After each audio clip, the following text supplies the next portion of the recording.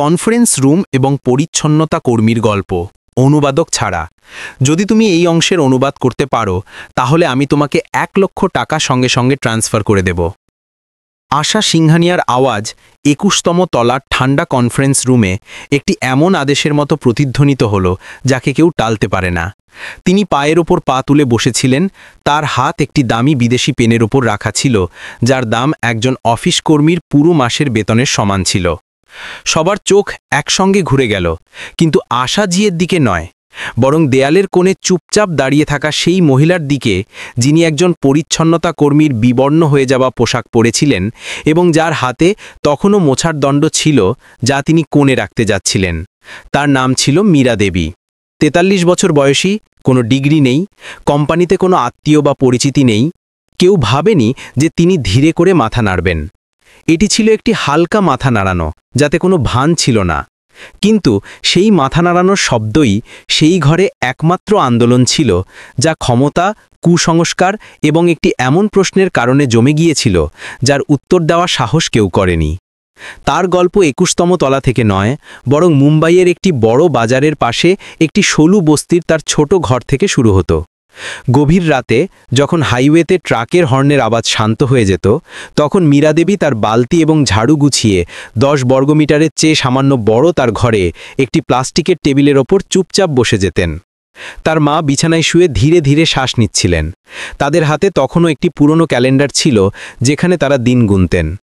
তার মেয়ে প্রিয়া, যে 6ষ্ঠ শ্রেণীতে পড়ত, সে তার হোমওয়ার্ক করছিল এবং ধীরে ধীরে নামতা আবৃত্তি করছিল। মীরা তার পুরনো ডায়েরিটি খুললেন, যার কোণগুলো ক্ষয়ে গিয়েছিল। প্রথম পাতায় জার্মান ভাষায় ছাপা একটি HR কাগজ আঠা দিয়ে লাগানো ছিল, যার প্রতিটি বাক্যের নিচে লাল কলম দিয়ে ছোট অক্ষরে তার অর্থ, উচ্চারণ এবং উদাহরণ লেখা ছিল। তিনি একটি একটি বাক্য শত শতবার লিখতেন এবং যে বাক্যটি কঠিন মনে হতো তাকে বারবার লিখতেন।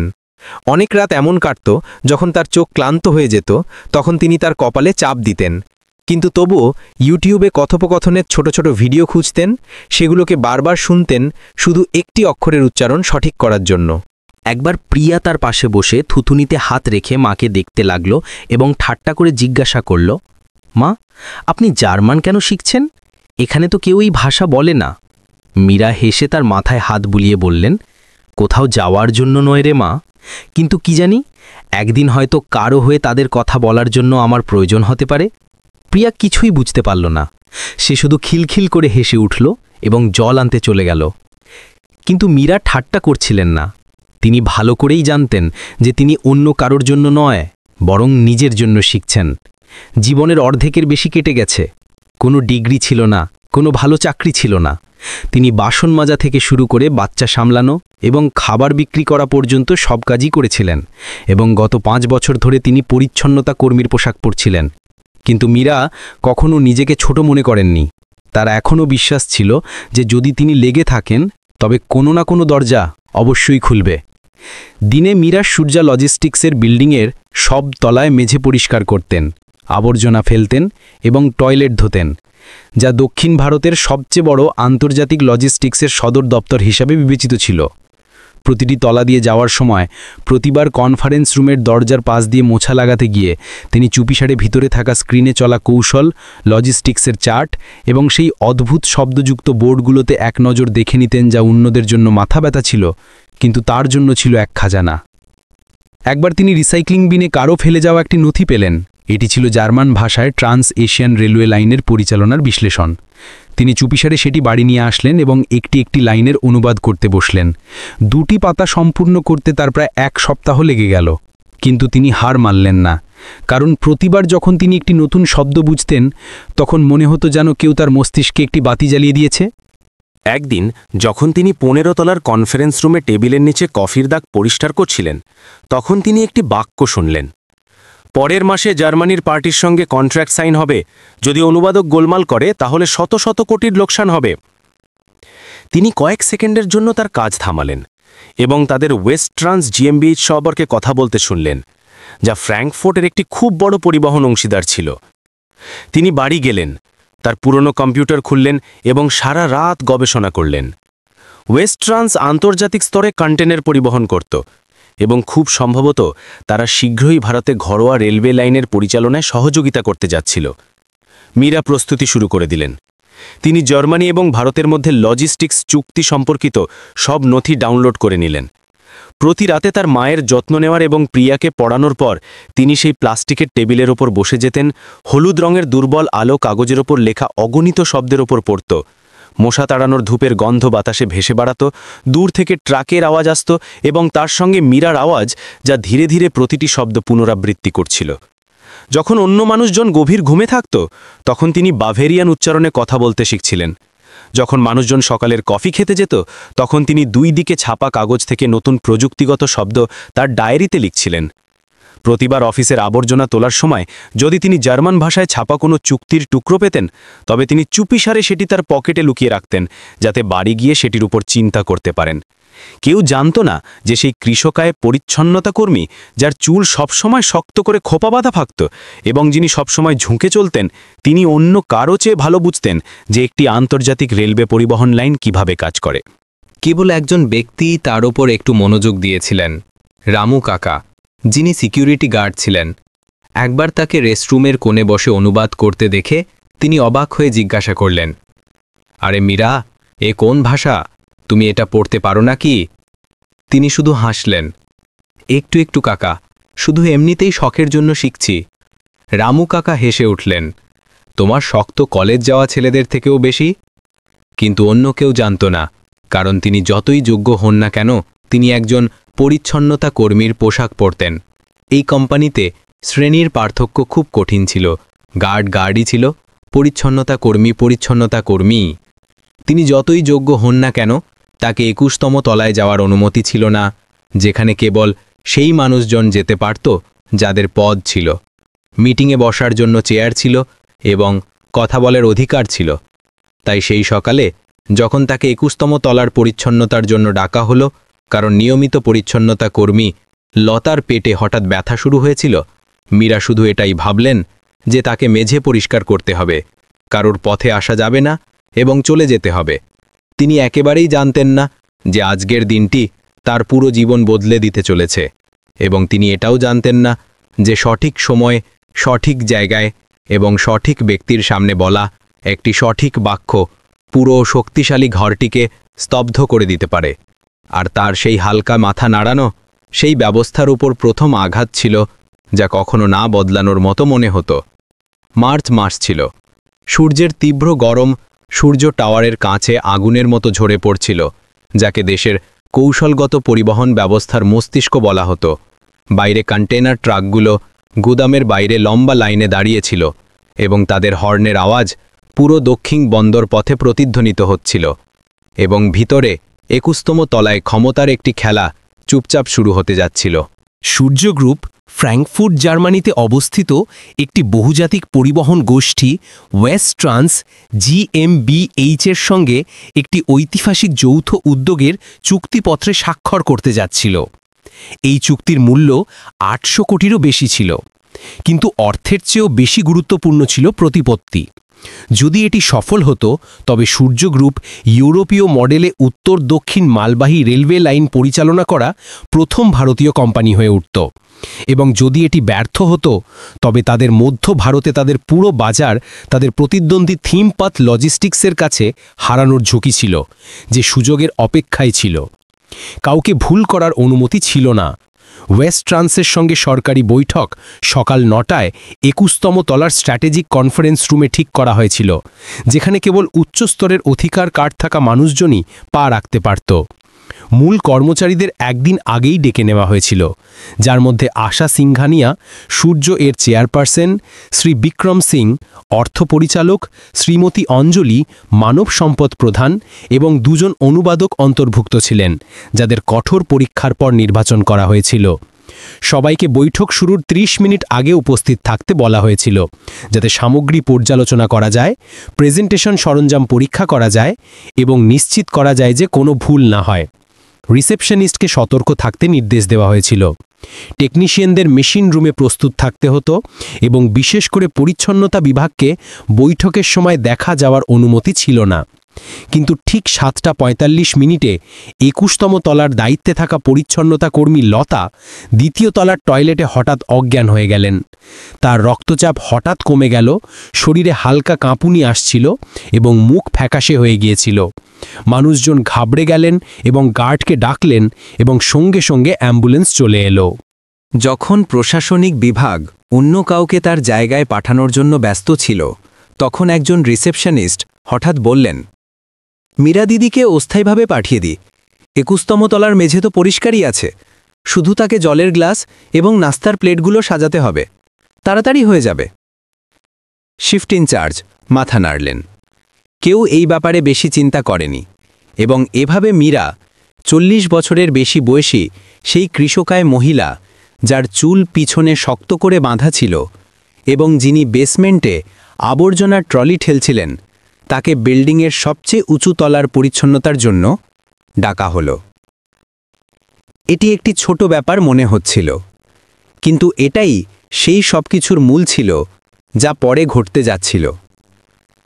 মীরা কোনো বিশেষ প্রতিক্রিয়া দেখালেন না, শুধু ধীরে করে মাথা নাড়লেন, অস্থায়ী কার্ড নিলেন এবং চুপচাপ বিশেষ লিফটে চলে গেলেন।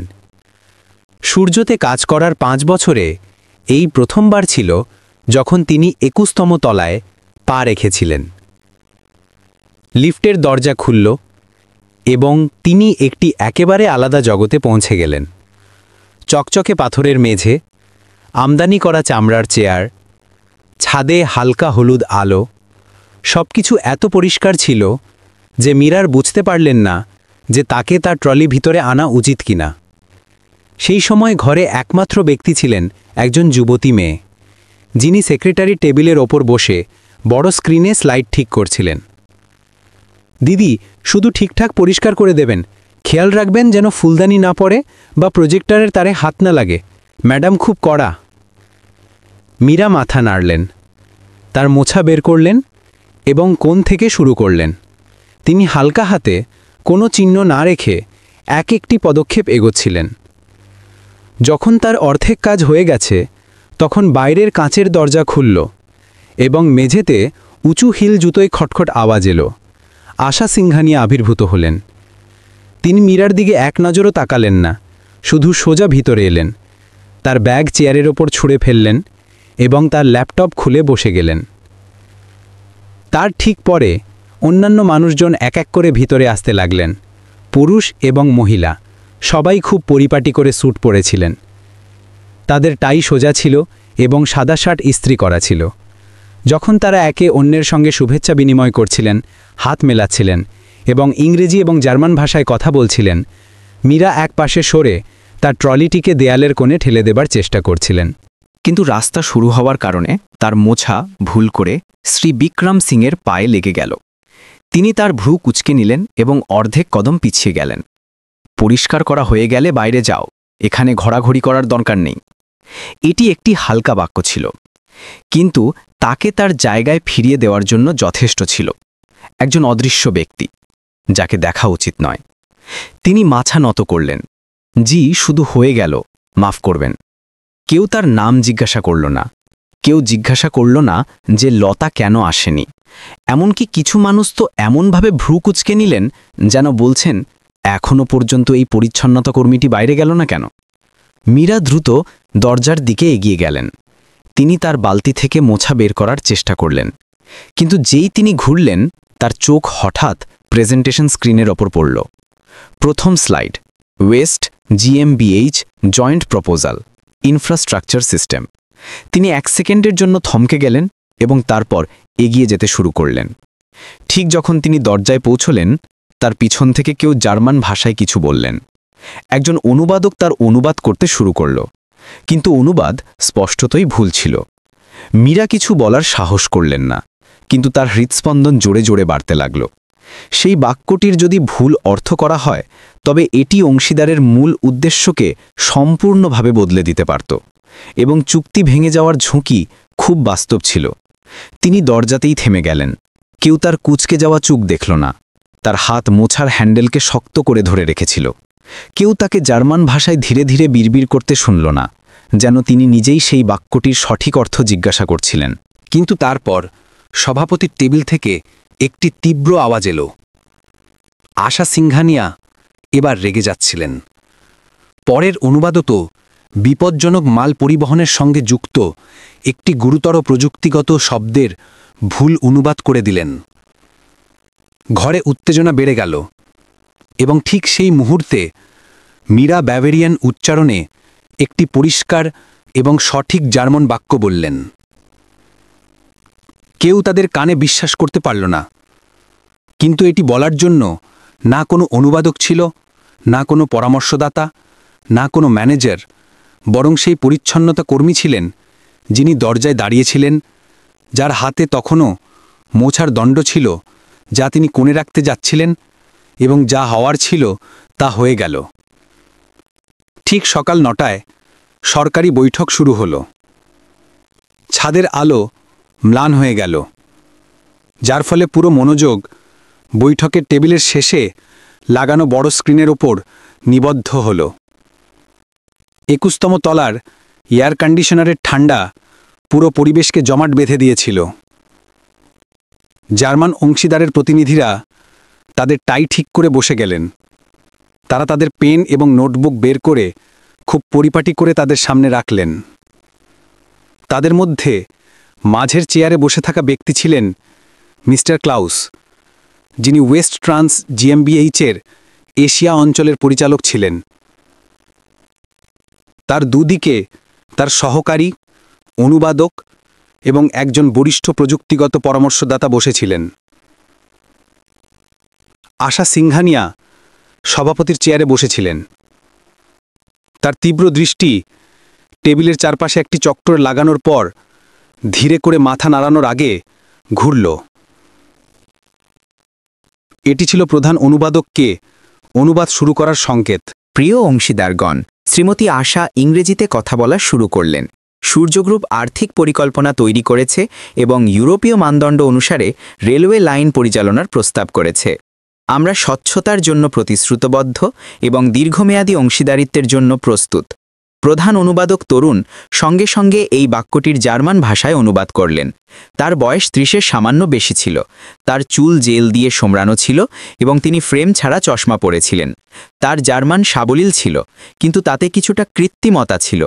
মীরা তখনও ঘরের কোণে চুপচাপ দাঁড়িয়েছিলেন। তিনি মোছার দণ্ডটি হালকা করে ধরে রেখেছিলেন এবং তার চোখ স্ক্রিনের ওপর ছিল। মিস্টার ক্লাউস তার ভ্রু কুঁচকে নিলেন। তার মুখের অভিব্যক্তি খুব স্পষ্ট ছিল না, কিন্তু তিনি তার বিরক্তি লুকাতে পারলেন না। তিনি তার পাশে বসা সহকারীকে ফিসফিস করে কিছু বললেন, শুধুমাত্র একটি বাক্য, কিন্তু আশাজির মনোযোগ কাড়ার জন্য যথেষ্ট ছিল। তিনি তরুণের দিকে তাকালেন এবং তারপর ধীরে করে তার কলম টেবিলের ওপর ঠুকঠুক করলেন। কোনো সমস্যা আছে কি? তিনি জিজ্ঞাসা করলেন। তার আওয়াজ হালকা কিন্তু ঠান্ডা ছিল। মিস্টার ক্লাউজের সহকারী ইংরেজিতে জবাব দিলেন, এখন যে বাক্যটি বলা হলো সেটি সম্ভবত সঠিক ছিল না। বিশেষ করে আর্থিক স্বচ্ছতার প্রতিশ্রুতির অংশটিকে অভ্যন্তরীণ আর্থিক টক্ষ ভাগ করে নেওয়ার ওপর বিবেচনা করা হচ্ছে হিসেবে বুঝে নেওয়া হলো, অর্থাৎ মানে সম্পূর্ণ বদলে গেল। হঠাৎ নীরবতা নেমে এলো। তরুণের মুখ ফ্যাকাশে হয়ে গেল। মাফ করবেন, হয়তো আমি সঠিক শব্দ নির্বাচন করতে পারিনি। আশাজি কিছু বললেন না, শুধু তার কলমটি হাতে ঘোরাতে লাগলেন। তার চোখ তখনও তরুণের উপর স্থির ছিল। তার মুখে কোনো অভিব্যক্তি ছিল না, কিন্তু ঘরের সবাই বুঝে গিয়েছিল এখানে ভুল গ্রহণযোগ্য নয়। 1 মিনিটের বিরতি নিচ্ছি। তার আওয়াজ সপাট ছিল। তরুণ মাথা নত করে পিছিয়ে গেল। ব্যাকআপ অনুবাদক হিনাকে সঙ্গে সঙ্গে ডাকা হলো।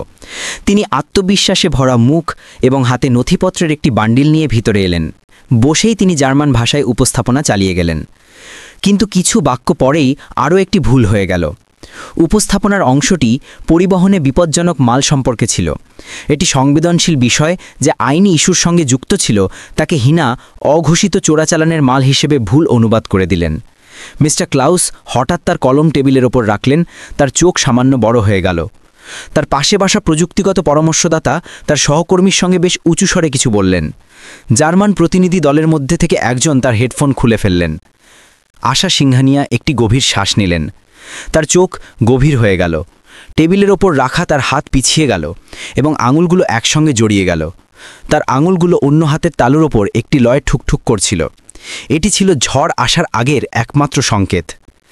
কেউ কিছু বলল না। কারো সাহস হলো না। একদিকে ছিল এমন একজন অংশীদার যিনি ধৈর্য হারাচ্ছিলেন, অন্যদিকে ছিল অনুবাদকদের একটি দল যাকে কোম্পানিতে সেরা বলে মনে করা হতো। এক মুহূর্তে কনফারেন্স রুমে চোখাচোখি হলো। কিছু লোক একে অপরের দিকে জিজ্ঞাসু দৃষ্টিতে তাকাতে শুরু করলো এবং চুপচাপ মাথা নাড়ল। সামনে রাখা নথিগুলো এখন কেউ পড়ছিল না। পরিবেশ এত উত্তেজনাপূর্ণ হয়ে উঠেছিল যে মনে হচ্ছিল যেন যে কোনো মুহূর্তে ফেটে যেতে পারে। এর মধ্যে ঘরের কোণে মীরা দেবী তখনও দাঁড়িয়েছিলেন। তার নাম বৈঠকে অংশ নেওয়ারদের তালিকায় ছিল না। কেউ পরোয়া করল না যে তিনি কে। কেউ তার দিকে তাকানোরও প্রয়োজন মনে করল না। কিন্তু মীরার চোখ বড় বড় খোলা ছিল এবং তিনি স্ক্রিনের দিকে মনোযোগ দিয়ে দেখছিলেন এবং অনুবাদের প্রতিটি ছন্দ শুনছিলেন। তিনি বুঝতে পারছিলেন, তিনি জানতেন, এবং তিনি বিড়বিড় করলেন, এত জোরে নয়, কিন্তু এতটুকু যা অংশীদারের দিক থেকে একজন ব্যক্তি শুনতে পারে। সেই বাক্যটি ছিল গেফাহার গুট, যার মানে নিবন্ধিত বিপজ্জনক মাল হয়, চোরাচালানের মাল নয়।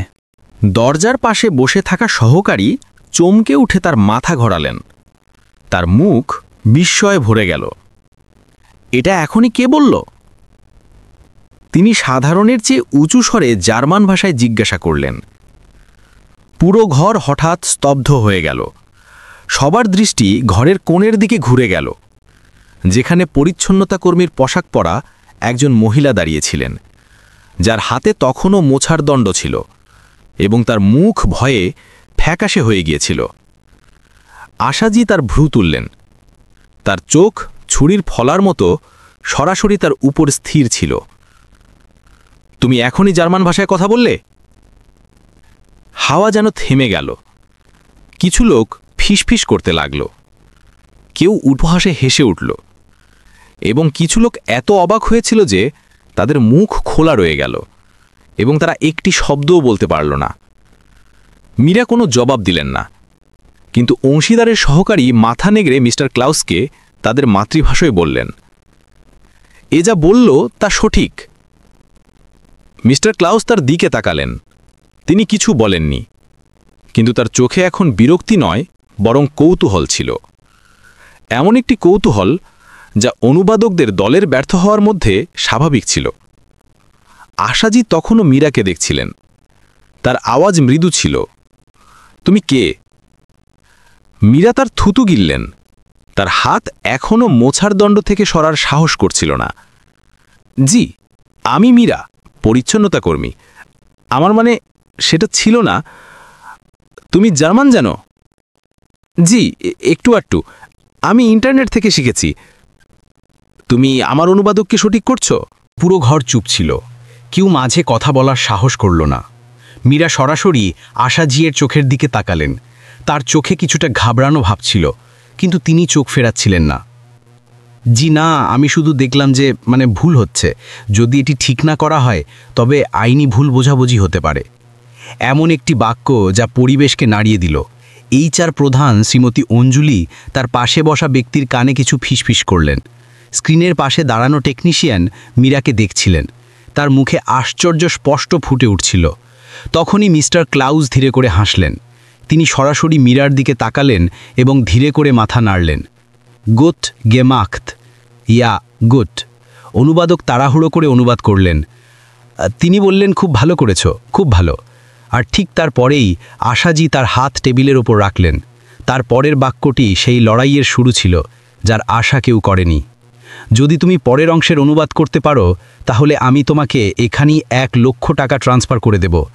সবার চোখ কপালে উঠল। কেউ প্রায় হেসে উঠল, কেউ কাশল, এবং কেউ তাদের কানে বিশ্বাস করতে পারল না। কিন্তু যার অনুমান কেউ করেনি তা ছিল মীরা দেবীর মাথা নাড়ানো। একটি এমন মাথা নাড়ানো যা পুরো ঘরকে স্তব্ধ করে দিল। 21তম তলার কনফারেন্স রুম, যা শব্দরোধী করে তৈরি করা হয়েছিল, এখন শ্বাসরুদ্ধকর নীরবতায় ডুবে গেল। এই নীরবতা মীরা নামের সেই পরিচ্ছন্নতা কর্মীর জার্মান ভাষায় বলা ধীর কিন্তু দৃঢ় বাক্যের পরে ছেয়ে গিয়েছিল। মিস্টার ক্লাউসের সহকারীর কাছ থেকে এটি নিশ্চিত হওয়ার পর যে তিনি সঠিক বলেছিলেন, আশা সিংহানিয়া 3 সেকেন্ড পর্যন্ত স্থির বসে রইলেন। সেই নীরবতা যে কোনো চিৎকারের চেয়ে ভয়ঙ্কর ছিল। তারপর তিনি একটু পিছনের দিকে ঝুঁকলেন, তার কলম টেবিলের ওপর রাখলেন, 2 হাত নিজের বুকের ওপর বেঁধে নিলেন, এবং তার ঠোঁটে একটি হাসি ফুটে উঠল যা মোটেও বন্ধুসুলভ ছিল না। তো তুমি জার্মান জানো? তিনি তার মাথা নিচু করলেন। তার চোখ মীরার দিক থেকে সরল না। যদি পরের অংশের সঠিক অনুবাদ করে দাও তাহলে সঙ্গে সঙ্গে 1,00,000 টাকা ট্রান্সফার করে দেব। এটি একটি ব্যঙ্গাত্মক আওয়াজ ছিল। ইচ্ছাকৃতভাবে প্রতিটি শব্দ পরিষ্কার করে বলা হয়েছিল। উঁচু ছিল না, কিন্তু যেন কেউ উত্তেজনাপূর্ণ পরিবেশে একটি চড় মেরে দিয়েছে। তাকে চিৎকার করার দরকার ছিল না। তিনি শুধু এতটুকু বললেন যে পুরো ঘর বুঝে যায় এটি কোনো প্রস্তাব ছিল না, বরং একটি জাল ছিল, একটি এমন জাল যা অবজ্ঞার সঙ্গে বোনা হয়েছিল। মানব সম্পদ বিভাগের চেয়ার থেকে একটি হাসির আওয়াজ এলো। সবাই একসঙ্গে হাসল না, কিন্তু এতটুকু ছিল যে ভারী পরিবেশের মধ্যে প্রতিধ্বনিত হয়।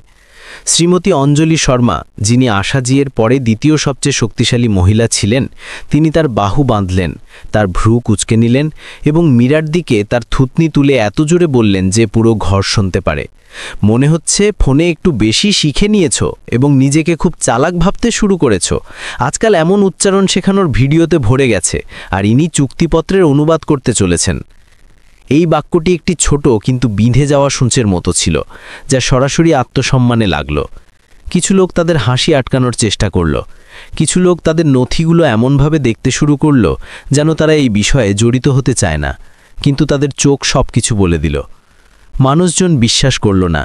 কেউ বিশ্বাস করল না যে একজন পরিচ্ছন্নতা কর্মী, যিনি এত অশিক্ষিত ছিলেন যে কলেজও পাশ করতে পারেননি, যাকে বছরের পর বছর মোছা ট্রলি ঠেলতে হয়েছে, তিনি উচ্চস্তরের ব্যবসায়িক জার্মান অনুবাদ করতে পারেন।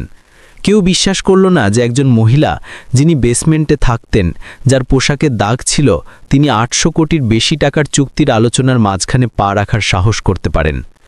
কিন্তু যারা আশা তারা করেননি তা ছিল যে মীরা রাগলেন না, তিনি কোনো যুক্তি দিলেন না, তিনি পিছিয়ে গেলেন না, তিনি ক্ষমা চাইলেন না এবং কোনো সাফাই দিলেন না। তিনি শুধু ধীরে করে মাথা নাড়ালেন। একটা এমন মাথা নাড়ানো যাতে কোনো চ্যালেঞ্জ ছিল না, কোনো গর্ব ছিল না, কোনো ঘাবড়ানো ভাব ছিল না, বরং এটি সেই ব্যক্তির মাথা নাড়ানো ছিল যিনি প্রস্তুত ছিলেন, যিনি অপেক্ষা করছিলেন এবং যিনি জানতেন যে তার কাছে কি আছে। পুরো ঘর স্তব্ধ হয়ে গেল। 2 সেকেন্ড, 3 সেকেন্ড, তারপর 3 সেকেন্ড পরে আশা যে একটু থমকে গেলেন। এমন মনে হলো যেন তিনি আশা করেননি যে মীরা প্রস্তাবটি স্বীকার করে নেবেন।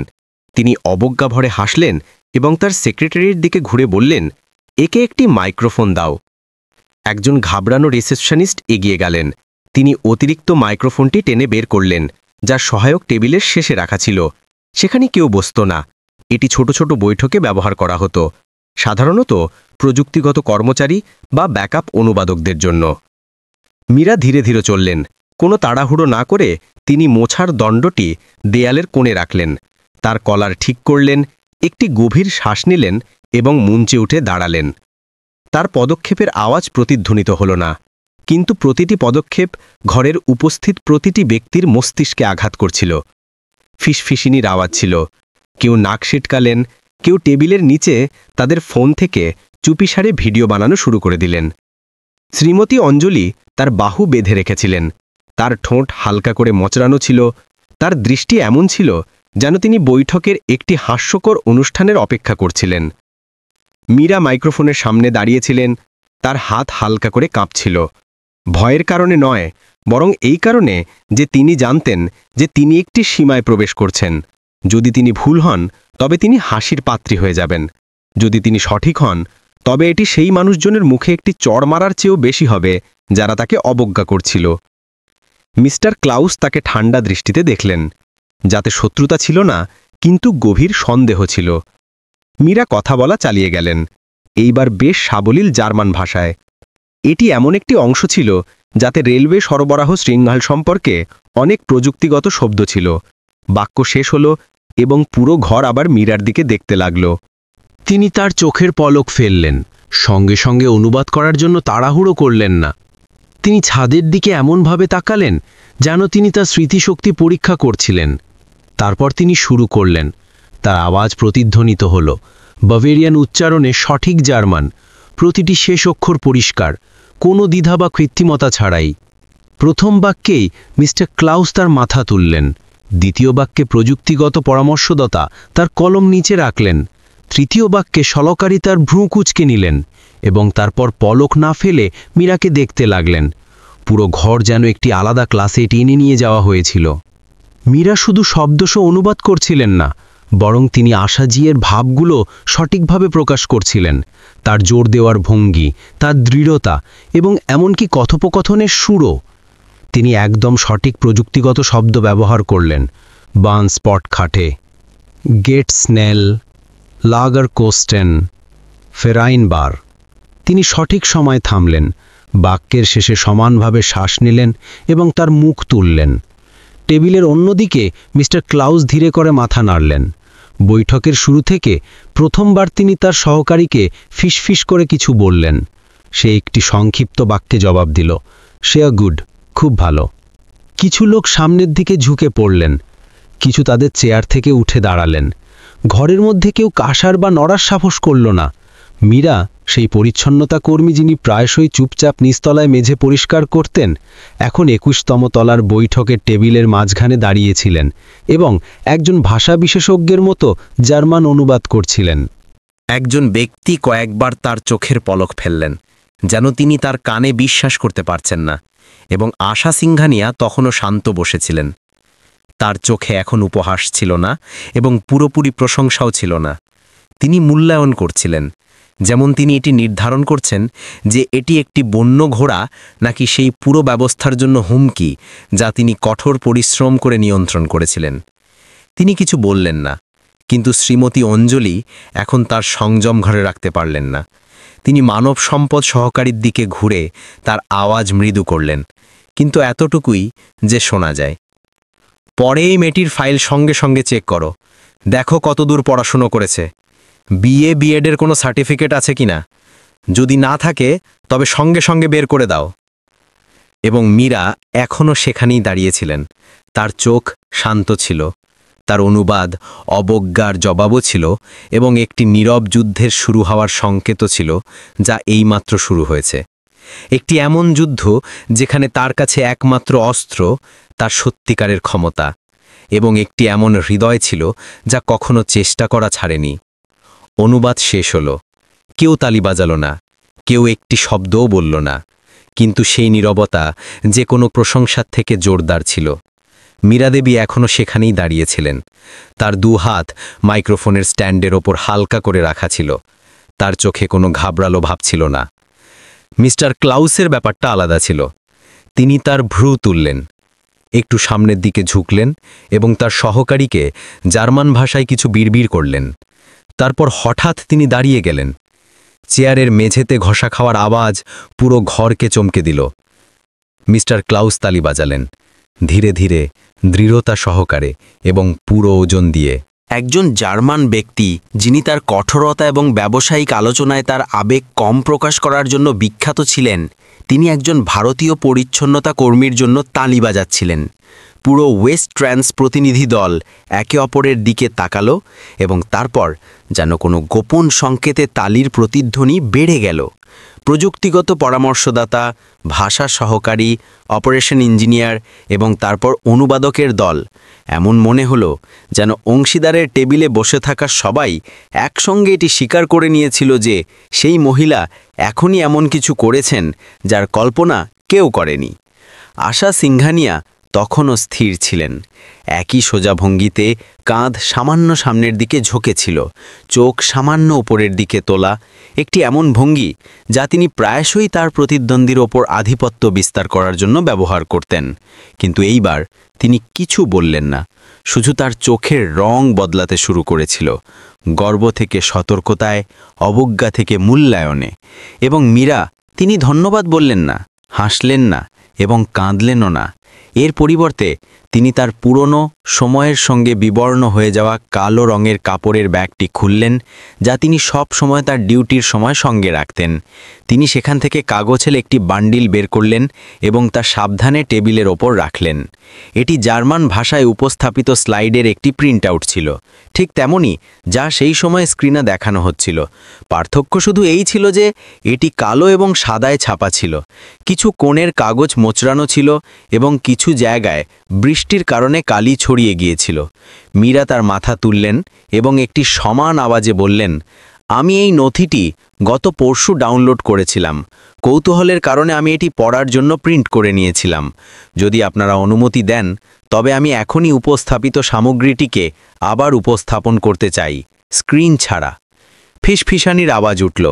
সুরিয়া গ্রুপের একজন সদস্যতান সহকর্মীকে ফিসফিস করে বললেন, এটি তো অন্তর্ভুক্ত নথি, এ কোথায় পেল?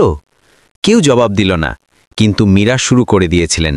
তিনি মাইক্রোফোন ব্যবহার করলেন না, শুধু একটি একটি পাতা উল্টাতে গেলেন, আবছা ছাপা চার্টের দিকে ইঙ্গিত করলেন এবং জার্মান ভাষায় বলতে লাগলেন। তিনি একটি একটি বিষয় উপস্থাপন করলেন, উত্তর দক্ষিণ পথে মালের প্রবাহ, ত্রৈমাসিক অনুসারে লজিস্টিক্সের খরচ, অস্থায়ী গুদান ব্যবস্থার বিতরণ, দাহ্য মালের পরিবহনে ঝুঁকির সূচক। তিনি শুধু অনুবাদ করলেন না, বরং ব্যাখ্যাও করলেন, সহজ কিন্তু প্রযুক্তিগতভাবে সঠিক শব্দ ব্যবহার করে। মাঝে মাঝে তিনি চার্টের কিছু বিন্দু স্পষ্ট করার জন্য কয়েক সেকেন্ডের জন্য থামতেন, এমন জিনিস যা হয়তো সামগ্রী প্রস্তুতকারীও ভুলে গিয়েছিলেন। চতুর্থ বিন্দুতে চার্ট থেকে জানা যায় যে একটি বিশেষ গিরিপথ দিয়ে যাওয়া পথে দুর্ঘটনার হার অন্য পথগুলোর তুলনায় বেশি। যদিও যদি এটিকে খণ্ডিত পরিবহন মডেল এবং অস্থায়ী চেকপোস্টের সঙ্গে যুক্ত করা হয়, তবে খরচ কেবল 2% আশেপাশে বাড়বে, কিন্তু বিনিময়ে নিরাপত্তা দ্বিগুণ হয়ে যাবে। যে মানুষজন জার্মান বুঝতেন না তারাও অবাক ছিলেন, এবং ওয়েস্টার্নসের দল চুপচাপ শুনছিল, মাথা নাড়াচ্ছিল এবং নোট নিচ্ছিল। মীরা এমনভাবে উপস্থাপন করছিলেন যেন তিনি এই শিল্পে দশকের দশক ধরে কাজ করছেন, যেন প্রতি রাতে তিনি ডেটা চার্ট, খরচ এবং ভারতের মানচিত্রে ছড়িয়ে থাকা রেলওয়ে লাইনের জগতে বাঁচতেন। আশাজি চায়ের এক চুমুক নিলেন, চুপ রইলেন, কিন্তু তার হাত চেয়ারের হাতলে একটি লয়ে ঠুকঠুক করতে লাগল, খুব ধীরে, কিন্তু একটি নিয়মের সঙ্গে। এটি তখন হতো যখন তিনি চিন্তা করছিলেন। তার মস্তিষ্কে লুকিয়ে থাকা গণনা ক্রমাগত চলছিল। তার মতো একজন মহিলা, একজন ব্যবসায়ী, ঠান্ডা মাথার, সহজে আবেগপ্রবণ না হওয়া। কিন্তু তিনি খুব ভালো করে বুঝে গিয়েছিলেন যে যদি আজ প্রধান অনুবাদক মীরা হতেন, তবে সিস্টেমের সব বরিষ্ঠ মানব সম্পদ পদগুলো আবার দেখতে হতো। এবং এই কথাটি শ্রীমতী অঞ্জলি অন্য কারো চেয়ে দ্রুত বুঝে গেলেন। মানব সম্পদ প্রধান অঞ্জলি শর্মা এখন তার বাহু বাঁধে বসেছিলেন না। তিনি নিচে ঝুঁকলেন, তার ব্যাগ থেকে তার ফোন বের করলেন, অভ্যন্তরীণ মেসেজিং অ্যাপ খুললেন এবং দ্রুত টাইপ করলেন, পরিষ্কার পরিচ্ছন্নতা বিভাগ থেকে মীরা দেবী নামের অস্থায়ী কর্মীর ফাইলটি চেক করো। কতদূর পড়াশোনা করেছে, কোন ডিগ্রি আছে, কোনো ভাষা সনদ আছে? যত তাড়াতাড়ি সম্ভব জানাও। বার্তা পাঠানো 2 মিনিটও হয়নি যে অন্য দিক থেকে জবাব এলো, ফাইল খুব অসম্পূর্ণ, শিক্ষা দ্বাদশ শ্রেণী পাস, কোনো জার্মান ডিগ্রি নেই, কোনো অভ্যন্তরীণ সনদ নেই, কখনো কোনো পদোন্নতি প্রোগ্রামের জন্য নিবন্ধন করেনি। শ্রীমতী অঞ্জলির চোখ উজ্জ্বল হয়ে উঠল। তিনি তার ঠোঁট ভিজিয়ে একটি হালকা হাসি দিলেন। একটি ত্রুটি, একটি ফাটল, একটি মারাত্মক দুর্বলতা। কারণ গোষ্ঠীর নিয়োগ নীতি অনুসারে ডিগ্রি ছাড়া বা পরীক্ষা পাশ না করা কোনো ব্যক্তিকে কোনো আন্তর্জাতিক আলোচনার পদে নিয়োগ করার অনুমতি ছিল না। ক্ষমতা মাইনে রাখত না, কাগজপত্র মাইনে রাখত। শ্রীমতী অঞ্জলি ধীরে ধীরে তার নোটবুক বের করলেন এবং কিছু লাইন লিখতে শুরু করে দিলেন। মীরা তার উপস্থাপনা চালিয়ে যাচ্ছিলেন এবং তার প্রতিটি বাক্য সেই পুরনো ব্যবস্থার মুখোশে একটি সূঁচের মতো বিঁধছিল, যা কাঁপছিল। কনফারেন্স রুমে কিছু লোক ধীরে ধীরে কথা বলছিলেন। এ কি সত্যি একজন পরিচ্ছন্নতা কর্মী? বিশ্বাস হয় না। নিশ্চয়ই এর পেছনে কারোর হাত আছে। কেউ নিজে থেকে এত ভালো শিখতে পারে না। বা হয়তো সে আগে একজন শিক্ষিকা ছিল এবং এই কথা লোকাচ্ছে। না, এখানে বেশ কিছু সময় ধরে কাজ করছে। সব সময় আবর্জনার ট্রলি ঠেলতে এবং সিঁড়ি পরিষ্কার করতে দেখেছি। ফিসফিসানি, অর্ধসম্পূর্ণ, যেন শান্ত হ্রদের পৃষ্ঠে ঢেউ ছড়িয়ে পড়ছে। কিন্তু মীরা মনোযোগ দিলেন না। তিনি জানতেন যে এই সবই প্রতি রাতের ঘুম হারানোর, প্রতিটি পাতা হাতে লেখার, প্রতিটি ভিডিওকে আবার দেখার ফল ছিল। শুধু একটি শব্দের উচ্চারণ সঠিক করার জন্য। এটি ছিল দৃঢ়তার ফল, কোনো জাদু নয়। এবং এই কারণেই তিনি বিচলিত হলেন না। তিনি জানতেন যে আসল ঝড় এখনও শুরু হয়নি। হাততালি ছিল না, বরং একটি গোপন যুদ্ধের জন্য বিউগেলের আওয়াজ ছিল, যা সেই মুহূর্তে শুরু হয়েছিল যখন তিনি মাইক্রোফোনে পা রাখলেন, এবং এখন ধীরে ধীরে সেই মানব সম্পদ ফাইলগুলোর স্তরের মধ্যে ছড়িয়ে পড়ছে, যার প্রতিটি সারি শ্রীমতী অঞ্জলি উল্টাচ্ছিলেন। পরিচ্ছন্নতা কর্মী মীরা দেবীর 21তম তলার কৌশলগত কনফারেন্স রুমে সাবলীল জার্মান ভাষায় অনুবাদ করার খবর সব বিভাগে জঙ্গলে আগুনের মতো ছড়িয়ে পড়ল। এমনকি পার্কিং গার্ড, ক্যান্টিনের রাঁধুনি এবং গুদামের ছেলেরাও দুপুর নাগাদ এই সম্পর্কে জানতে পারল। একজন ব্যক্তি যিনি কখনো চুপচাপ মেঝে পরিষ্কার করতেন, যাকে সময়মতো মেঝে না শুকানোর জন্য বকা শুনতে হতো, এখন তিনি গোষ্ঠীর পুরো শীর্ষ প্রশাসনকে চুপচাপ শুনতে বাধ্য করেছিলেন। মানুষজন এটিকে ভাগ্য বলল, ঈশ্বরের কৃপা বলল, একটি অলৌকিক ঘটনা বলল। কিন্তু যারা কোম্পানির কার্যপ্রণালী ভালো করে জানতেন, তারা বুঝতেন যে আসলে ভিতরে পা রাখার জন্য মীরাকে একটি সঠিক অনুবাদের চেয়ে অনেক বেশি কিছুর প্রয়োজন ছিল। 3 দিন পর একটি অভ্যন্তরীণ বিজ্ঞপ্তি পাঠানো হলো। কোম্পানি কর্মী মীরা দেবীর জার্মান অনুবাদ ক্ষমতা পরীক্ষা করার জন্য একটি বিশেষ পরীক্ষা আয়োজন করেছিল। যদি তিনি প্রয়োজনীয়তা পূরণ করেন, তবে তাকে আন্তর্জাতিক বিভাগের অধীনে জার্মান লজিস্টিক্স বিভাগে পরীক্ষামূলকভাবে রাখার কথা বিবেচনা করা হবে। পরীক্ষাটি প্রকাশ্য ছিল না, কোনো প্রেস কনফারেন্স ছিল না, কোনো অভ্যন্তরীণ যোগাযোগ ছিল না, কিন্তু সংশ্লিষ্ট লোকজনকে বিশেষভাবে মনোনীত করা হয়েছিল। পরীক্ষকের চেয়ারে 3টি এমন নাম বসেছিল যাদের দেখে কোনো প্রার্থী ঘাবড়ে যেত। অধ্যাপক আলোক বর্মা, আন্তর্জাতিক বিশ্ববিদ্যালয় থেকে ভাষা মূল্যায়ন পরিষদের প্রধান, যিনি তার কঠোরতা এবং একটি অক্ষরের ভুল হলেও ক্ষমা না করার জন্য বিখ্যাত ছিলেন। মিস্টার ক্লাউজ, ওয়েস্ট জিএমবিএইচ এর বরিষ্ঠ প্রতিনিধি, যিনি মীরাকে পুরো প্রতিনিধি দলের সামনে সরাসরি অনুবাদ করতে দেখেছিলেন। এবং সবশেষে সেই ব্যক্তি যার দিকে মীরা সবচেয়ে বেশি মনোযোগ দিলেন, তরুণ, সেই অনুবাদক যিনি সেই দিন ব্যর্থ হয়ে গিয়েছিলেন। এখন তিনি নম্বর দেওয়ার চেয়ারে বসেছিলেন, তার মুখে একটি ঠান্ডা ভাব ছিল যা তিনি লুকাতে পারলেন না, যেন এই পরীক্ষাটি তার হারানো সম্মান ফিরে পাওয়ার একটি সুযোগ। ঘরের পরিবেশ এত শ্বাসরুদ্ধকর ছিল যেন কোনো এয়ার কন্ডিশনার ছিল না। মীরা সামনে বসেছিলেন, সেই সাদা শার্ট, ধূসর প্যান্ট, চুল পিছনে শক্ত করে খোঁপা বাঁধা, কোনো মেকআপ নেই, কোনো উঁচু হিল জুতো নেই। কিন্তু তিনি সোজা বসেছিলেন এবং তার চোখ সরাসরি দেখছিল। তার সামনে একটি ল্যাপটপ খোলা ছিল, বিশেষ হেডফোন এবং একটি সাদা বোর্ড যাতে লজিস্টিক অপারেশনের একটি চার্ট লাগানো ছিল। অধ্যাপক আলোক বর্মা আনুষ্ঠানিক আওয়াজে শুরু করলেন। আজকের পরীক্ষায় 3টি অংশ থাকবে: শুনে বোঝা, 2 দিক থেকে কথোপকথনের অনুবাদ এবং কৌশলগত উপস্থাপনা। আমরা আশা করি যে সুশ্রী মীরা এটি বুঝবেন যে যদিও তিনি আগে একটি ভালো ছাপ ফেলেছিলেন, আজকের ফলই নির্ণায়ক কারণ হবে। মীরা ধীরে ধীরে কিন্তু দৃঢ়তা সহকারে মাথা নাড়লেন। জি, আমি বুঝি। প্রথম অংশ শুরু হলো। একজন জার্মান ব্যক্তির কণ্ঠে একটি অডিও রেকর্ডিং চালানো হলো। কথা বলার গতি দ্রুত ছিল, দক্ষিণ জার্মানির উচ্চারণ শোনা কঠিন ছিল, এবং এটি মহামারী পরবর্তী যুগে গুদাম পরিচালনায় বিশেষ বাগধারা দিয়ে পূর্ণ ছিল। একজন সাধারণ ব্যক্তি অর্ধেক শোনার পরেই হার মেনে নিত। মীরা তার চোখ বন্ধ করে নিলেন এবং মনোযোগ দিয়ে শুনলেন। যখন রেকর্ডিং শেষ হলো, তখন তিনি তার চোখ খুললেন এবং পুরো সামগ্রীটির হিন্দি ভাষায় অনুবাদ করা শুরু করলেন। কাগজ না দেখে, মাঝে না থেমে, তার বাক্যগুলি ছিল সঠিক, জোর দেওয়ার বিন্দুর সঙ্গে, এবং মূল বক্তৃতার আবেগ বজায় রেখে। বিশেষ করে সেই অংশে যেখানে অপারেশনাল টিমের পুনর্গঠনের কথা হচ্ছিল। মীরা কর্মচারীদের ছাঁটাই শব্দটি ব্যবহার করলেন না, বরং এটিকে প্রতিরোধ করার পরিবর্তে অনুকূলনের জন্য সম্পদের নমনীয় বরাদ্দ হিসাবে সামঞ্জস্য করলেন। অধ্যাপক বর্মা ধীরে করে তার ভ্রু তুললেন। মিস্টার ক্লাউস তার সহকারীর দিকে দেখে ধীরে করে মাথা নাড়লেন। দ্বিতীয় অংশ, 2 দিক থেকে অনুবাদ। একটি কাল্পনিক পরিস্থিতি দেওয়া হলো। মিস্টার ক্লাউস অপারেশনাল খরচ নিয়ে আলোচনা করা জার্মান প্রতিনিধির ভূমিকা পালন করলেন। সূর্য গ্রুপের প্রতিনিধির ভূমিকা পালনকারী আর কেউ নয়, বরং শ্রীমতী অঞ্জলি শর্মা ছিলেন। ঘরের পরিবেশ হঠাৎ বদলে গেল। শ্রীমতী অঞ্জলি নথিপত্রের বান্ডেল টেবিলের ওপর রাখলেন এবং একটি হালকা কিন্তু তীব্র আওয়াজে শুরু করলেন। আমরা আপনার গুদাম ব্যবস্থার খুব প্রশংসা করি, কিন্তু শুরুর কার্যায়ন খরচ আমাদের অনুমিত বাজেটের চেয়ে বেশি।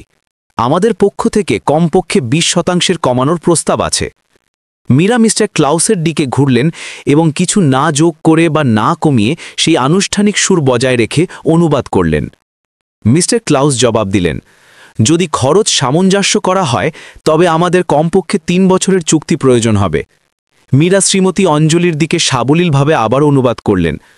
কথোপকথন আরও 5টি দফা পর্যন্ত চলল এবং তারপর শ্রীমতী অঞ্জলি জাল পাততে শুরু করলেন। যদি খরচ সামঞ্জস্য না করা হয় তবে আমাদের সহায়ক অংশীদারদের শাখাসহ পুরো সহযোগিতা কাঠামোর ওপর আবার চিন্তা করতে হতে পারে। এটি একটি সাধারণ বাক্য ছিল, কিন্তু যদি এর সুরের ভুল অনুবাদ করা হয় তবে জার্মান পক্ষ এটিকে চুক্তি ভাঙার হুমকি মনে করতে পারত, যা ছিল অত্যন্ত বিপজ্জনক।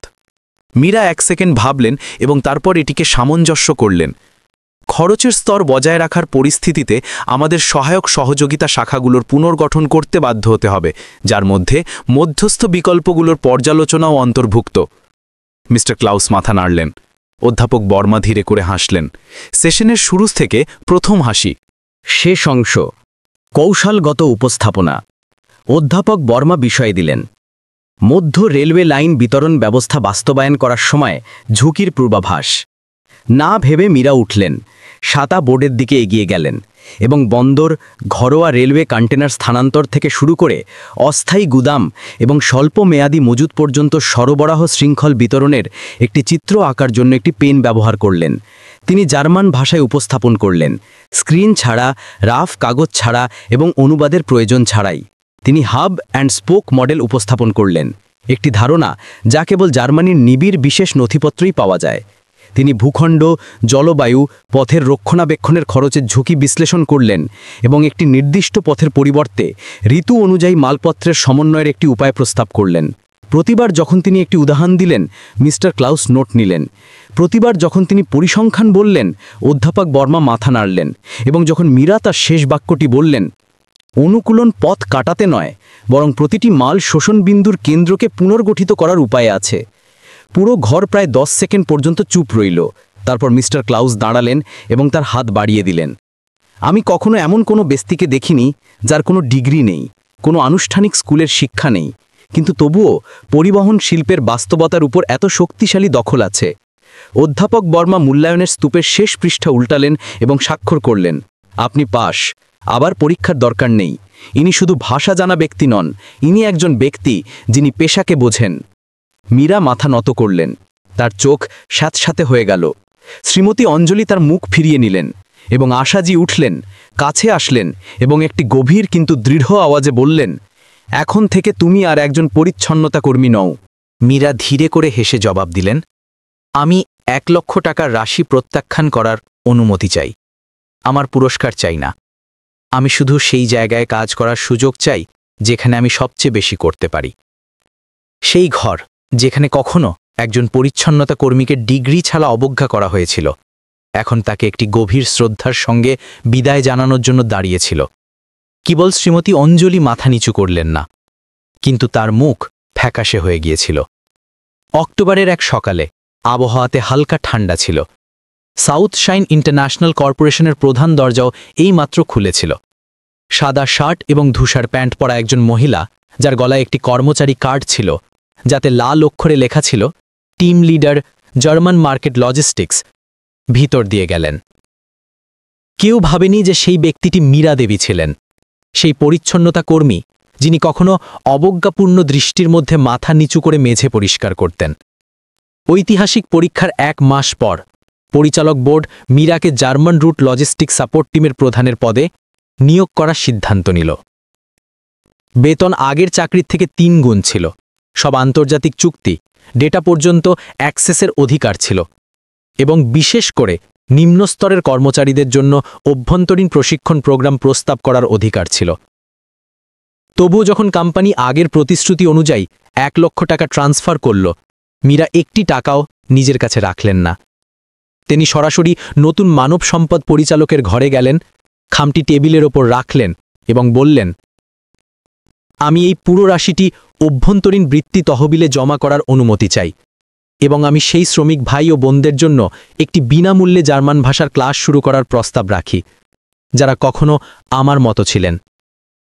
শুরুতে অনেক মানুষ ভাবল যে তিনি নাটক করছেন, যে তিনি প্রশাসনের সামনে ভান করতে চান, কিন্তু কিছুদিন পর যখন নিচতলার সেই গুদাম যা আগে বাতিল কাগজ রাখার জন্য ব্যবহার হতো তাকে পরিষ্কার করা হলো, আবার রং করা হলো এবং তাতে সাদা বোর্ড আর টেবিল চেয়ার লাগানো হলো, তখন তারা ফিসফিস করতে লাগল।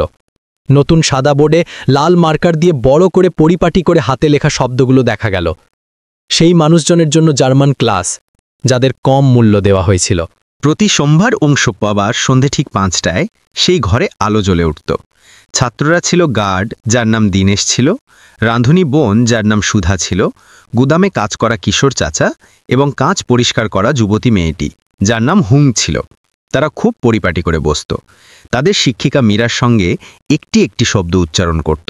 সেই ব্যক্তি যার সঙ্গে তারা কখনো একই কৌটো থেকে খাবার খেয়েছিল, হলওয়ে পরিষ্কার করেছিল এবং আবর্জনা ফেলার জন্য পাঠানো হয়েছিল। ক্লাসে কেউ কারোর উপর হাসত না।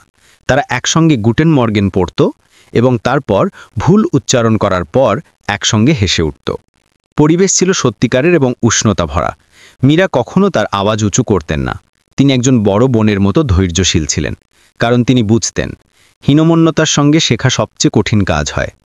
একদিন যখন ক্লাস শেষ হলো, কিশোর চাচা থামলেন।